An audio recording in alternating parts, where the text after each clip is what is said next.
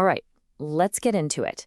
Today, we're going to untangle a concept that, honestly, is one of the most powerful tools out there. Scientists, economists, data analysts, they all use this every single day to find clear answers in a world that is just, well, it's complicated. Let's dive right in. I mean, really think about this for a second. How do you know if one thing truly causes another?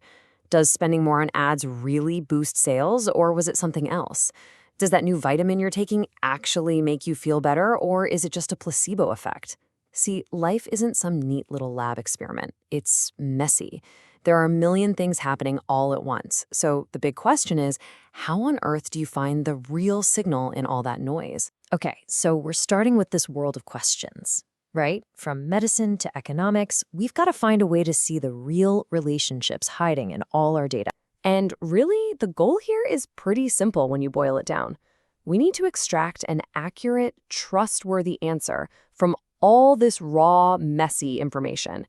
It's like we're trying to pull a single, clear thread out of a tangled ball of yarn. And to do that, you can't just use your hands. You need a special tool. So let's start at the very beginning. We're going to draw lines through the data. Let's imagine the simplest possible case. We're just looking at how two things might be related. This is step one. Okay, to get started, you need two basic building blocks. First, you've got your predictor variable, which we usually just call X. This is the thing you think is having an effect, the potential cause. And then you have your outcome variable, or Y. This is the result, right? The thing you're actually measuring. So if you picture a graph with a bunch of dots scattered on it, you can see you could draw, well, an infinite number of straight lines through them, right? But which one is the best one? I mean, what's the single line that best describes the relationship between all those points? That's the puzzle we need to solve. And the way we solve it is actually pretty clever. It's called the least squares method. Here's how it works. For any line you might draw, you measure the distance from every single data point straight up or down to that line. That little distance is called a residual. The best line, well, it's the one that makes the grand total of all those distances, technically the squared distances, as tiny as possible. Basically, it's the line that's trying its best to be as close to all the points at the same time. All right, but now life gets messy. Because I know what you're thinking. Sure, that's great for two things, but when is life ever that simple? And you'd be 100% right. What about everything else that gets in the way? Because the real world is just noisy. You've got confounding variables, other factors that could be causing the effect. You've got measurement errors. I mean, no measurement is ever perfect. You could have selection bias, meaning the group you're studying isn't truly random. And of course, there's just plain old random chance. A simple straight line just isn't going to cut it. It can't handle all this chaos. So, to find the true signal in all that noise, we need an upgrade. This is where regression gets its superpower. We're moving on to something called multiple regression. So, what is multiple regression? Well, this is the real game changer. Instead of just looking at one cause and one effect, it lets you model the relationship between your outcome variable and multiple predictor variables, all at once. And here's the magic trick. It allows us to see the impact of each individual predictor while mathematically holding all the others steady. Okay, let's make this real. Here's a study on what affects a person's exposure to a chemical called toluene. The researchers looked at a few things: how much time people spent outdoors, the toluene levels in their homes, and the wind speed. The multiple regression spits out a number for each of these things, called a coefficient. You can think of each coefficient as a lever.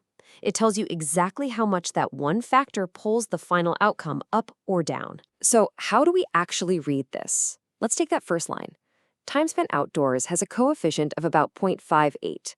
What that means is, for every extra hour a person spends outside, their toluene exposure is predicted to go up by 0.58 micrograms per cubic meter. But, and this is the most important part, that's while home levels and wind speed are held constant. The math is basically saying, let's pretend for a second that the air inside and the wind speed don't change at all. What is the pure, isolated effect of just being outdoors? That's the superpower. That is how you find the true signal. Okay, great. So we've got our model, we've got our numbers. But how good is it? I mean, how much faith should we put in this answer? How do we know if our model is actually any good? Well, one of the first things you look at is a number called R squared. Honestly, the best way to think about R squared is like a report card for your model. It gives you a grade, a score from 0 to 1, that tells you what proportion of the change in your outcome variable is actually explained by the predictors you put in your model. So look at it this way. If all the change in your outcome is a big tie, R squared tells you how much of that pie your model successfully explains.